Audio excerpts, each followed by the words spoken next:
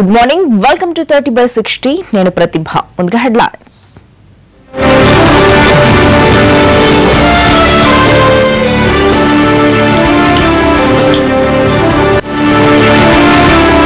తెలుగు రాష్ట్రాల్లో శ్రీరామనవమి శోభ. కోదండరాముని కళ్యాణానికి ముస్తాబైన మిథిలా నగరి. కేసీఆర్ భద్రాద్రి టూర్ రద్దు. స్వామివారికి పట్టు వస్త్రాలు సమర్పించనున్న మంత్రి ఐకే రెడ్డి. ఫిరాయింపు ఎమ్మెల్యేలకు మంత్రి పదవులు ఇవ్వడంపై వైసీపీ పోరాటం. రాష్ట్రపతి ప్రధానికి ఫిర్యాదు చేయాలని నిర్ణయం. ఇవాల్టి నుంచే ఐపీఎల్ సీజన్ 10 ఆరంభ వేడుకలకు సిద్ధమైన ఉప్పల్ స్టేడియం.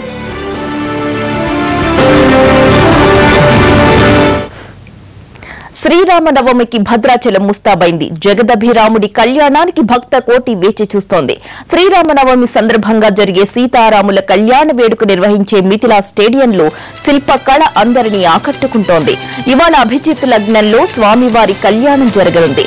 వేదికకు నలుగు వైపులా డిజిటల్ స్క్రీన్స్ ఏర్పాటు చేశారు. తొక్కిసలాటలు జరగకుండా బారికేడ్లు కూడా ఏర్పాటు చేశారు. సీఎం కేసీఆర్ పర్యటన రద్దు కావడంతో దేవాదాయ శాఖ మంత్రి ఇంద్రకరణ్ రెడ్డి భద్రాద్రిలో స్వామివారికి ప్రభుత్వం తరపున పట్టు వస్త్రాలు సమర్పించనున్నారు.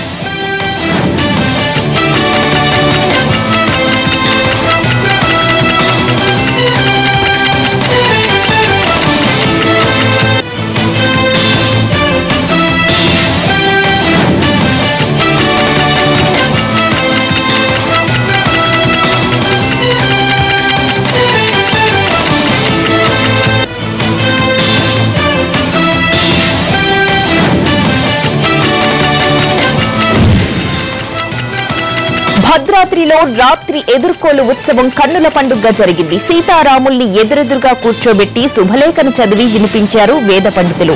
సీతారాముల వంశక్రమాన్ని, వారికి ఉన్న సుగుణాల్ని గొప్పగా చెప్పారు. ప్రతి గుణాన్ని విశదీకరించి చెప్పడం భక్తుల్ని ఆకట్టుకుంది. అనంతరం స్వామివారు తిరువీధి సేవకు బయలుదేరారు.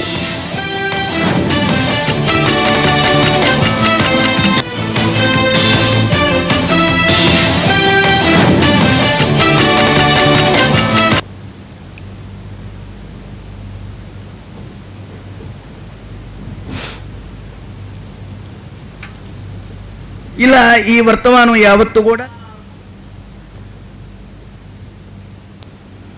భద్రాద్రిలో జగదభిరాముడి కళ్యాణానికి ఏర్పాట్లు పూర్తయ్యాయి. భక్తులు భారీగా తరలివస్తున్నారు.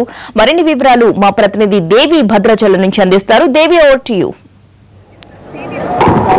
శ్రీరామ రామ రామేతి రమే రామే మనోరమే సహస్రనామ తత్తుల్యం రామనామ వరాననే. ఒక్కసారి శ్రీరామ తారక మంత్రాన్ని జపిస్తే చాలు విష్ణు సహస్రనామంతో పాటు శివ సహస్రనామాన్ని కూడా ఏకకాలంలో పఠించినటువంటి పుణ్యం లభిస్తుంది, అంతటి మహత్తు లభిస్తుందని చెప్పేసి మనకు వేదంలో శాస్త్రాల్లో చెప్పబడింది. ప్రస్తుతం మనం భద్రాచలంలో ఉన్నాం. అచలం అంటే పర్వతం, భద్రుడు అంటే భద్ర మహర్షి. భద్ర మహర్షి తప ఫలితంగా భద్రాచలంలో సాక్షాత్తు శ్రీమన్నారాయణుడు మరి సీతా సమేతంగా ఇక్కడ భద్రుని యొక్క శిఖరం మీద ఆవిర్భవించడం జరిగింది. ఆనాటి నుంచి ఈనాటి వరకు కూడా భద్రాచలం సీతారాముల కళ్యాణానికి వేదికగా మారుతుంది. ప్రస్తుతం మనం మిథిలా స్టేడియంలో ఉన్నాము, చూస్తున్నాము. సరిగ్గా 12 గంటల ప్రాంతంలో అభిజిత్ లగ్నం, చైత్ర శుద్ధ నవమి, పునర్వసు నక్షత్రం, కర్కాటక లగ్నం, 5 గ్రహాలు ఉచ్చ స్థితిలో ఉన్నటువంటి అద్భుతమైన గడియల్లో శ్రీరామచంద్రుడు జన్మించడం జరిగింది. మరి కోసలాధీశుడైనటువంటి దశరథ మహారాజు కౌశల్యాదేవికి పుత్రుడిగా జన్మించినటువంటి శ్రీరామచంద్రుడికి వశిష్ఠ మహర్షి అద్భుతమైన నామధేయాన్ని పెట్టడం జరిగింది. అదేంటంటే అష్టాక్షరీ మంత్రం ఏదైతే ఉందో ఓం నమో నారాయణాయ నమః, అందులో ఉన్నటువంటి బీజాక్షరాన్ని, అలాగే ఓం నమ శివాయ పంచాక్షరీ మంత్రంలో ఉన్నటువంటి బీజాక్షరాన్ని, ఈ 2 బీజాక్షరాలతో రామ అనే అద్భుతమైన తారక మంత్రాన్ని ఆయనకు నామధేయంగా పెట్టడం జరిగింది. అప్పటి నుంచి కూడా శ్రీరామ అంటే రామ అనే పదాన్ని ఒక్కసారి ఉచ్చరించినా చాలు మనలో అంతర్గతంగా ఉన్నటువంటి ఏవైతే ఉన్నాయో భావోద్వేగాలు అవి మంచి చెడులు అవన్నీ కూడా బయటకు తోసివేయబడుతుంది, అలాగే మంచి లోపలికి సంగ్రహించబడుతుంది. అందుకే రామనామానికి అంతటి మహత్వం ఉందని చెప్తున్నారు. అంతేకాకుండా కాశీలో ఎవరైతే అంత్యకాల దశలో ఉంటారో వారికి చెవిలో సాక్షాత్తు శివుడే వచ్చి ఉపదేశం చేస్తాడట శ్రీరామ తారక మంత్రాన్ని. అంతటి అద్భుతమైన మంత్రం శ్రీరాముని యొక్క నామస్మరణం. శ్రీరామ నీ నామం ఎంతో రుచిరా అంటూ భక్త రామదాసు అద్భుతంగా చక్కగా సంకీర్తించాడు. ఎందుకోసమంటే పంచదార కంటే తీయనైనది, కలకండ కంటే తీయనైంది నీ యొక్క నామం అని చెప్పేసి అనేక మంది వాగ్గేయకారులు అద్భుతంగా శ్రీరామనామాన్ని జపించడం జరిగింది, కీర్తించడం జరిగింది. అటువంటి సీతారాముల కళ్యాణ మహోత్సవాన్ని చూదము రారండి అంటూ మరి అశేష జనవాహిని భద్రగిరికి పోటెత్తింది. మరికొద్ది సేపట్లో ఈ భద్రగిరి భక్తగిరిగా మారబోతోంది. మనం చూస్తున్నాము ఖమ్మం జిల్లాకు 120 కిలోమీటర్ల దూరంలో ఉన్నటువంటి ఈ భద్రగిరి అంతా కూడా చుట్టూ సస్యశ్యామలంగా ఉంటుంది, ప్రకృతి రమణీయతతో అలరారుతూ ఉంటుంది. ఓ పక్క గోదావరి తల్లి ప్రవహిస్తూ ఉంటుంది. ఇంతటి అద్భుతమైన ఈ భద్రాచలానికి అడుగునా కూడా మనకు శ్రీరామచంద్రుడు నడయాడినటువంటి ప్రాంతం కనబడుతుంది. ఏదైతే ఉందో రామాయణంలో అరణ్యకాండలో వనవాస సమయంలో ఇక్కడ ఉన్నటువంటి భద్రగిరి మీద ఉన్నటువంటి ఈ భద్రాచలానికి స్థల పురాణం ఉంది. వనవాస సమయంలో సీతారాములు అలసిపోయి ఒక శిల మీద కూర్చుంటే ఆ శిల హంసతూలికా తల్పాన్ని తలపించిందట. అంతటి చక్కటి సౌఖ్యాన్ని ఇచ్చినటువంటి ఆ శిలకు చక్కటి వరాన్ని కూడా ఇచ్చారట. ఏదైతే ఉందో త్రేతాయుగం కాలం నాటి ఈ కథ ఇక్కడ ఉన్నటువంటి అనేక శాసనాల మీద చెక్కడం జరిగింది. ప్రస్తుతం మనం మిథిలా స్టేడియంలో ఉన్నాము. ఆనాడు త్రేతాయుగంలో ఏ విధంగా అయితే మిథిలా స్టేడియాన్ని అంగరంగ వైభవంగా చక్కగా శోభాయమానంగా అలంకరించారు, అలాగే నానావిధ పరిమళ పుష్పాలతో విద్యుత్ దీప అలంకరణలతో నయన శోభితంగా మనకు దర్శనమిస్తుంది. మనం చూడొచ్చు, కెమెరామెన్ కూడా ప్యాన్ చేస్తున్నాడు. చక్కగా మిథిలా స్టేడియాన్ని మనము నిన్న కూడా చెప్పడం జరిగింది. ఆ ప్రపంచ ప్రఖ్యాతిగాంచినటువంటి శిల్పకళాచార్యులు గణపతి స్థపతి అద్భుతంగా 27 నక్షత్రాలతో 16 రాసులతో అలాగే గ్రహాలతో గంధర్వులు, యక్షులు, అలాగే బ్రహ్మదేవుడు, అలాగే భక్త రామదాసు భార్య అయినటువంటి విమలతో ఈ యొక్క కళ్యాణాన్ని స్వయంగా దగ్గరుండి పర్యవేక్షిస్తూ జరిపినట్టుగా కూడా మనకు తెలుస్తోంది. రాష్ట్ర ప్రభుత్వం తరపున మరి దేవాదాయ ధర్మాదాయ శాఖ మంత్రి ఇంద్రకరణ్ రెడ్డి, అలాగే కడియం శ్రీహరి అందరూ కూడా విఐపీలందరూ కూడా మరి కాసేపట్లో రాబోతున్నారు. ఈ రోజు తెల్లవారుజామున 3 గంటల నుంచే కూడా స్వామి అమ్మవార్లకు ప్రత్యేక అభిషేకాలు నిర్వహించారు, తోమాల సేవను నిర్వహించారు. 10 గంటల ప్రాంతంలో ఆలయ ధ్రువమూర్తులకు ముందుగా తిరుకల్యాణ మహోత్సవాన్ని నిర్వహిస్తారు. తిరుకల్యాణ మహోత్సవం నిర్వహించిన తర్వాత పాంచరాత్ర ఆగమ శాస్త్రం ప్రకారం అభిజిత్ లగ్నంలో స్వామి అమ్మవార్లకు ఇక్కడ కళ్యాణ మహోత్సవం జరపబడుతుంది. అంతేకాకుండా మనం చూసుకుంటే 10:30 ప్రాంతంలో శోభాయాత్రగా ఈ మాడ వీధుల గుండా శ్రీరామచంద్ర ప్రభు సీతమ్మ తల్లి వస్తారు. నానావిధ పరిమళ పుష్పాలతో, నానావిధ అలంకారాలతో ఏదైతే ఉందో కంచర్ల గోపన్న, నేలకొండపల్లికి చెందిన కంచర్ల గోపన్న ఆయనే భక్త రామదాసు. ఆ భక్త రామదాసు భక్తి పూర్వకంగా చేయించినటువంటి పచ్చల పథకము, అలాగే ముత్యాలహారము, రామకంటి ఇవన్నీ కూడా లక్ష్మణ సమేతుడై సీతారాములు ఇక్కడికి విచ్చేయబోతారు. మనం చూడొచ్చు, అంత ముత్యాల తలంబ్రాలను ఇప్పటికే వాళ్ళు సిద్ధం చేయడం జరిగింది. కోటి తలంబ్రాలను గోటితో వలవడం అంటే ఎంత నిష్ఠ నియమంతో నిర్వహిస్తారనే విషయాన్ని కూడా మనం చూడొచ్చు. ముఖ్యంగా శ్రీరామచంద్రుడి గురించి చెప్పుకుంటే గనక ఒక గొప్ప పుత్రుడిగా చెప్పుకోవచ్చు, అలాగే ఒక ఏక పత్నీవ్రతుడిగా చెప్పుకోవచ్చు. నిజానికి ధర్మానికి రూపం ఇస్తే ఆయనే శ్రీరాముడు, హిందూ ధర్మానికి ప్రతీక శ్రీరాముడు. ఏక పత్నీవ్రతుడు, తాను ఆచరించి సకల మానవాళికి ఆదర్శప్రాయుడయ్యాడు. మర్యాద పురుషోత్తముడు, లోకాభిరాముడు, జానకిరాముడు. ఏ పేరుతో పిలిచినా, ఎలా కొలిచినా కూడా పలికేటువంటి అద్భుతమైనటువంటి దేవుడు శ్రీరాముడు అంటారు. ఏ దేవీ దేవతామూర్తులకు లేని విధంగా భద్రాచలంలో మాత్రమే చతుర్భుజాలు కలిగినటువంటి శ్రీరామచంద్రుడు ఉంటాడు. మరెక్కడా కూడా అలా ఉండడు. అంటే త్రేతాయుగంలో కూడా 2 చేతులతోనే ఉన్నారు, కానీ ఇక్కడ మాత్రం చతుర్భుజాలతో, శంకు చక్రాలతో ఇక్కడ వైకుంఠం నుంచి సాక్షాత్తు శ్రీమన్నారాయణుడు ఇక్కడ సాక్షాత్కరించడం జరిగింది భద్ర మహర్షి కోరిక మేరకు. అంతేకాకుండా ఏదైతే ఉన్నాయో విష్ణుమూర్తి 10వ అవతారాల్లో 7వ అవతారం శ్రీరామచంద్రుడు అని చెప్పేసి మనకు శాస్త్రాల్లో కూడా చెప్పబడింది. ఆ 7వ అవతారంలో జనించడం కూడా మానవ రూపంలో జనించి ఆయన ఈతి బాధలన్నిటినీ కూడా తాను అనుభవించి ఏ విధంగా అయితే ఒక సానుకూల దృక్పథంతో ఉండాలో, మానవుడు కష్టాలు ఎదురైనప్పుడు ఏ విధంగా ఎదుర్కోవాలో, సుఖాలను ఏ విధంగా పొందాలో అవన్నీ కూడా తాను ఆచరించి ప్రపంచ ప్రపంచానికి ఆదర్శప్రాయుడిగా నిలిచాడని చెప్పుకోవచ్చు. పాంచరాత్ర ఆగమ శాస్త్ర ప్రకారం అభిజిత్ లగ్నంలో, అంటే అభిజిత్ లగ్నం దోషం లేనిది, ఇటువంటి దోషం లేని లగ్నంలో కనుక కళ్యాణ మహోత్సవాన్ని వీక్షించిన వారికి, విన్నవారికి అందరికీ కూడా అశ్వమేధ యాగం చేసినటువంటి పుణ్యఫలం లభిస్తుందని చెప్పేసి కూడా మనకు నిన్నటి ఇక్కడ ఉన్నటువంటి పండితులు చెప్పడం జరిగింది. సరిగ్గా 10:30 గంటల ప్రాంతంలో ఈ వివాహ క్రతువు ప్రారంభమవుతుంది. 12:30 గంటల ప్రాంతంలో అభిజిత్ లగ్నంలో, దోషం లేనటువంటి ఈ లగ్నంలో ఈ యొక్క వివాహం జరుగుతుంది. దేవుడి పెళ్లికి అందరూ ఆహ్వానితులే, ఊరందరూ కూడా విచ్చేశారు. ఒక ఉత్సవ వాతావరణం కనపడుతుంది. అలాగే ఎక్కడా లేని విధంగా 3 పుస్తెలను అమ్మవారికి ఇక్కడ సమర్పించడం జరుగుతుంది. సీతమ్మ వారి మెడలో మాంగళ్య ధారణ జరుగుతుంది. ఒకటి లోక కళ్యాణార్థము, ఒకటి అమ్మవారిది, అలాగే అత్తగారిది. ఈ మూడిటిని కలిపి భక్త రామదాసు కోరిక మేరకు ఇక్కడ 3 పుస్తలను అమ్మవారికి ధరింపచేస్తారు. అంటే అమ్మ ముగ్గురమ్మల మూలపుటమ్మ ఆది పరాశక్తి, ఆ తల్లికి 3 మంగళ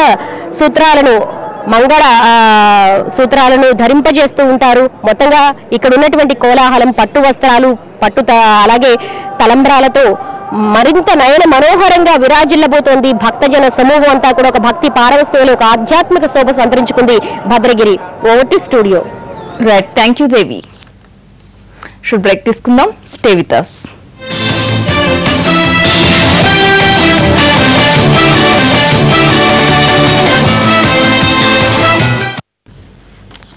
back to news. AP CM Chandrababu Naidu ఇవాళ గుంటూరు జిల్లాలో పర్యటించబోతున్నారు. ఈ సందర్భంగా జిల్లా యంత్రాంగం అన్ని ఏర్పాట్లు చేసింది. బాబు జగ్జీవన్ రామ్ 110వ జయంతి సందర్భంగా నగరంలోని చేబ్రోలు హనుమయ్య గ్రౌండ్స్ లో ఏర్పాటు చేసిన రాష్ట్ర స్థాయి వేడుకల్లో చంద్రబాబు పాల్గొంటారు. సీఎం పర్యటనలో ఎలాంటి అవాంఛనీయ సంఘటనలు జరగకుండా పటిష్టమైన పోలీస్ బందోబస్తు ఏర్పాటు చేశారు. ఏపీలో పార్టీ ఫిరాయించిన ఎమ్మెల్యేలకు మంత్రి పదవులు ఇవ్వడంపై హస్తినలో పోరాటానికి రెడీ అవుతోంది వైసీపీ. ఇప్పటికే గవర్నర్ ను కలిసిన జగన్ రాష్ట్రపతితో పాటు ప్రధాని అపాయింట్మెంట్ కూడా కోరాలని నిర్ణయించారు.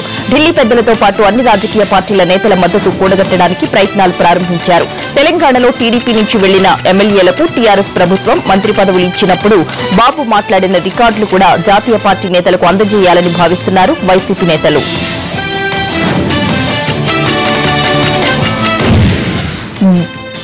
వైసీపీ టికెట్ పై గెలిచిన ఎమ్మెల్యేలకు ఏపీ కేబినెట్ లో మంత్రి పదవులు ఇవ్వడంపై బీజేపీ నాయకురాలు పురంధరేశ్వరి అభ్యంతరం వ్యక్తం చేశారు. తెలుగు రాష్ట్రాల్లో ఫిరాయింపుల చట్టం అపహాస్యం అవుతోందంటూ ప్రధాని మోడీ బీజేపీ అధ్యక్షుడు అమిత్ షాకు లేఖలు రాశారు. ఫిరాయింపుల నిరోధానికి కఠిన చట్టాన్ని తీసుకురావాల్సిన అవసరం ఉందని లేఖలో ప్రస్తావించారు. బీజేపీ భాగస్వామిగా ఉన్న ఏపీ ప్రభుత్వంలో ఫిరాయింపుల్ని ప్రోత్సహించడం సరికాదని, ఇలా అయితే పార్టీ ఇమేజ్ దెబ్బతింటుందని లేఖ రాశారామె. ఈ లెటర్ ను టీడీపీ సీరియస్ గా పరిగణిస్తోంది. పార్టీ పరంగా రాశారా, వ్యక్తిగతంగా రాశారా అని ఆలోచిస్తున్నారు టీడీపీ నేతలు. అయితే పురంధరేశ్వరి లేఖ ఆమె వ్యక్తిగతమన్నారు మంత్రి కాలువ శ్రీనివాసులు.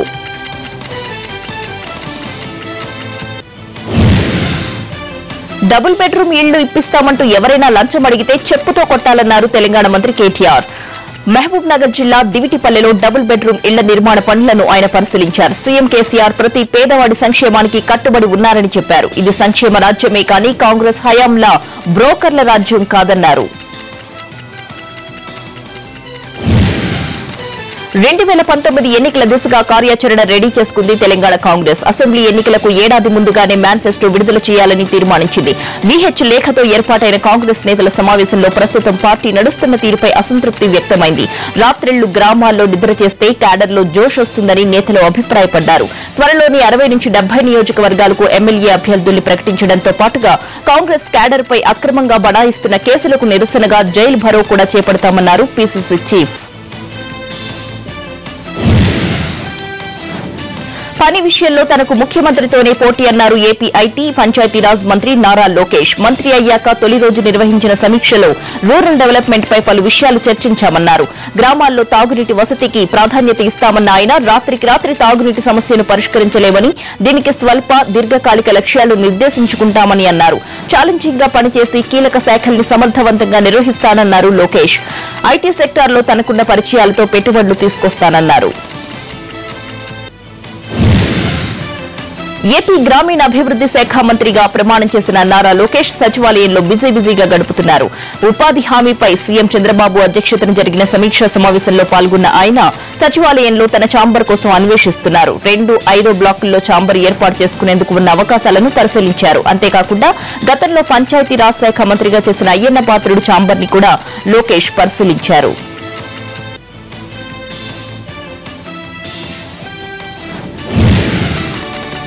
తెలంగాణలో కార్పొరేట్ కాలేజీలు ఇష్టారాజ్యంగా వ్యవహరిస్తున్నాయి. మార్చి 29 నుంచి మే 31 వరకు ఇంటర్ బోర్డు సమ్మర్ హాలిడేస్ ప్రకటించిన విద్యార్థులకు మాత్రం క్లాసులు నిర్వహిస్తూనే ఉన్నాయి. హైదరాబాద్ లో పోటాపోటీగా సమ్మర్ క్లాసులు నిర్వహిస్తూ స్టూడెంట్స్ కు రెస్ట్ లేకుండా చేస్తున్నాయి కార్పొరేట్ యాజమాన్యాలు.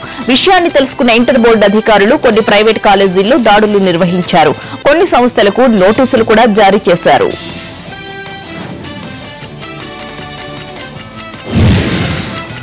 సికింద్రాబాద్ లో టీఆర్ఎస్ సభ్యత్వం తీసుకుంటున్న వారితో సెల్ఫీలు దిగారు మంత్రి పద్మారావు. దీంతో విపరీతమైన క్రేజ్ ఏర్పడింది. చాలా మంది మినిస్టర్తో సెల్ఫీలు దిగి మెంబర్షిప్ తీసుకున్నారు.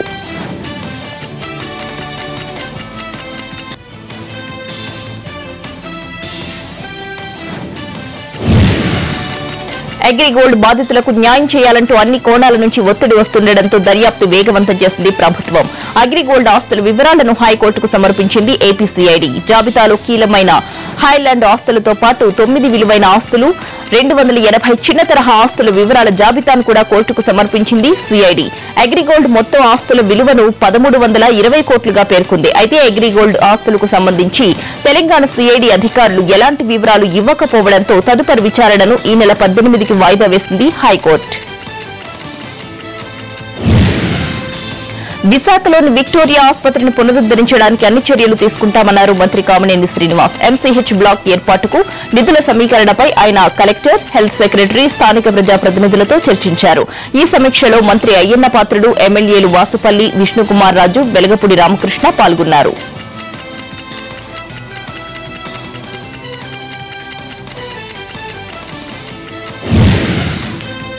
దక్షిణాది రాష్ట్రాల్లో లారీల సమ్మె 7వ రోజుకు చేరుకుంది. లారీలు ఎక్కడికక్కడే నిలిచిపోవడంతో సమ్మెను సాకుగా చూపించి నిత్యావసర వస్తువులు, కూరగాయల ధరలు పెంచేశారు వ్యాపారులు. ప్రభుత్వాలు దిగిరాకపోవడంతో ఈ నెల 8 నుంచి చక్రబంద్ పేరుతో సమ్మెను దేశవ్యాప్తంగా విస్తరించడానికి ప్రయత్నిస్తోంది లారీ ఓనర్స్ అసోసియేషన్.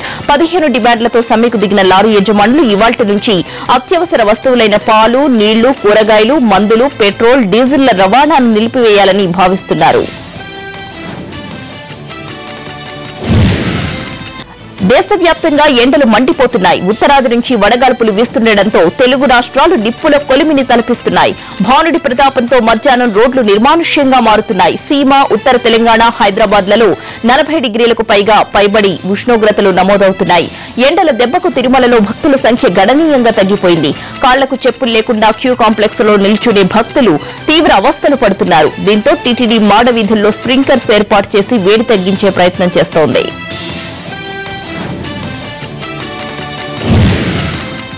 ఉత్తర తెలంగాణ వరప్రదాయిని అయిన శ్రీరామ్ సాగర్ ప్రాజెక్టులో నీటి నిల్వలు రోజురోజుకు పడిపోతున్నాయి. ప్రాజెక్టు పూర్తిస్థాయి నీటి మట్టం 90 టీఎంసీలు కాగా ప్రస్తుతం 22 టీఎంసీల నీళ్లు మాత్రమే ఉన్నాయి. వేసవి కావడంతో నీటి వినియోగం భారీగా పెరిగింది. సాగు, తాగునీటి అవసరాల కోసం రోజు 8 టీఎంసీల నీటిని విడుదల చేస్తున్నారు అధికారులు.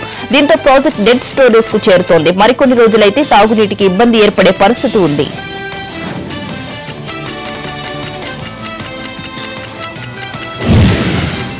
కొన్ని రోజులుగా సూర్యప్రతాపానికి అల్లాడిపోయిన హైదరాబాద్ వాసులు నిన్న సాయంత్రం సేదదీరారు. చాలా ప్రాంతాల్లో వడగళ్ల వాన కురిసింది.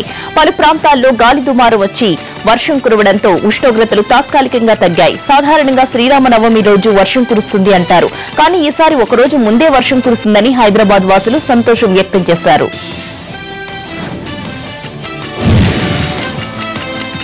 బ్రేక్ తీసుకుందాం. Stay with us.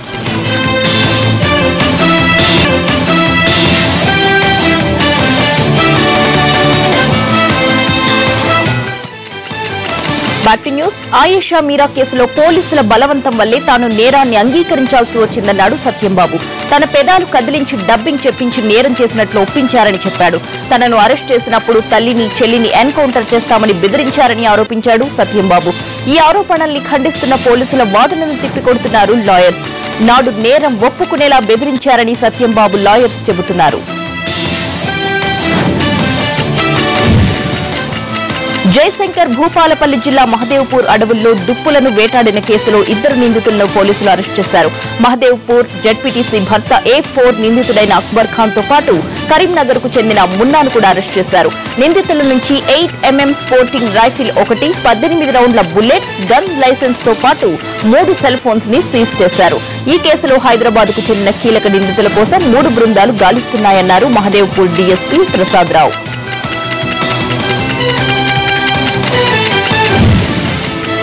పాత బస్తీలో మరో తలాక్ ఉదంతం వెలుగు చూసింది. ఫేస్బుక్, వాట్సాప్, సోషల్ మీడియాలో తలాక్ ఇచ్చిన ఘటనలు మరచిపోకముందే పేపర్లో తలాక్ నోటిఫికేషన్ ఇచ్చి భార్యను వదిలించుకున్నాడు ఓ ప్రబుద్ధుడు.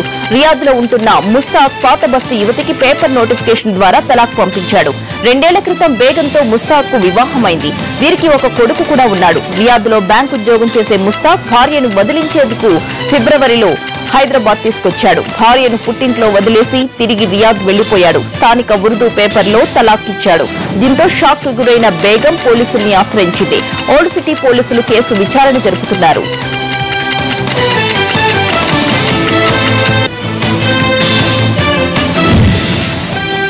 ఢిల్లీ మున్సిపల్ ఎన్నికల వేళ కేజ్రీవాల్ కు పరువు నష్టం కేసు కొత్త కాంట్రవర్సీ క్రియేట్ చేస్తోంది. కేజ్రీవాల్ లాయర్ రామ్ జెత్మలానీ బిల్లు 3.4 కోట్లను ప్రభుత్వ నిధుల నుంచి చెల్లించాలి అనుకోవడంపై వివాదం రేగుతోంది. అయితే ఢిల్లీ సీఎం డబ్బులు ఇవ్వకపోయినా కేసు వాదిస్తానని, జైట్లీ కంటే ఆయన చాలా బెటర్ అని అంటున్నారు ప్రముఖ న్యాయవాది జెత్మలానీ. ఢిల్లీ క్రికెట్ అసోసియేషన్ అవినీతిపై దర్యాప్తుతో కేజ్రీవాల్ పై పరువు నష్టం దావా వేశారు అరుణ్ జైట్లీ. ఈ కేసులో కేజ్రీవాల్ తరపున రామ్ జెత్మలానీ వాదిస్తున్నారు.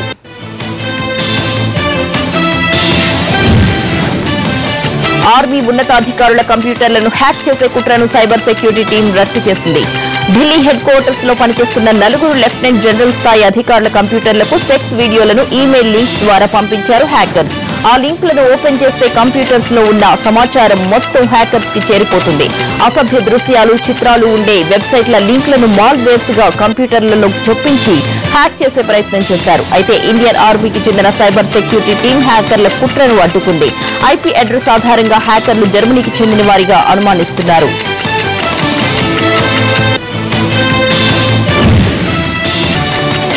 ఐపీఎల్ 10వ సీజన్ ఇవాళ హైదరాబాద్ లో ప్రారంభం కానుంది. ఉప్పల్ రాజీవ్ గాంధీ స్టేడియంలో ఓపెనింగ్ సెరమనీ ఘనంగా నిర్వహించనుంది బీసీసీఐ. ఇందుకోసం విస్తృత ఏర్పాట్లు కూడా చేసింది. అమీ జాక్సన్ నృత్య ప్రదర్శన, ఏఆర్ రెహమాన్ ఐపీఎల్ థీమ్ సాంగ్లు ఆడియన్స్ ను ఉర్రూతలూగించబోతున్నాయి. సచిన్, గంగూలీ, ద్రవిడ్, లక్ష్మణ్, సెహ్వాగ్ లాంటి క్రికెట్ స్టార్స్ తో పాటు పలువురు టాలీవుడ్ తారలు కూడా ఐపీఎల్ ప్రారంభోత్సవ వేడుకల్లో పాల్గొంటారు. ముఖ్యమంత్రి కేసీఆర్ చీఫ్ గెస్ట్ గా హాజరు కానున్నారు. ఐపీఎల్ సందడి కోసం హైదరాబాద్ క్రికెట్ అభిమానులు ఆసక్తిగా ఎదురు చూస్తున్నారు. 10 రోజుల ముందే టికెట్స్ అన్ని అమ్ముడైపోయాయి. ఉప్పల్ స్టేడియంలో మొత్తం 8 ఐపీఎల్ మ్యాచ్లు జరగబోతున్నాయి. Defending champion Sunrisers, runner up RCB match తో ఐపీఎల్ సవాల్ మొదలవుతోంది. స్టేడియంలో ఎలాంటి అవాంఛనీయ ఘటనలు జరగకుండా 1800 మంది పోలీసులతో భారీ బందోబస్తు ఏర్పాటు చేశారు.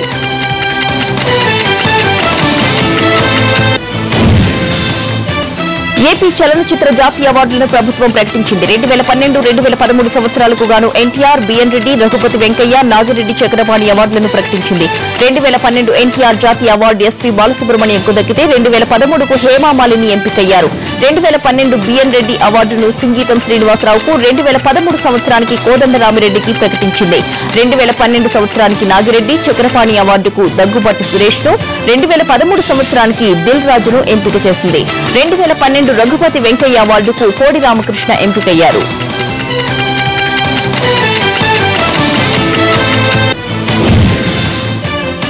ఇవి 30/60 అప్డేట్స్. నెక్స్ట్ లైవ్ షో ప్రసారమవుతుంది. Stay tuned.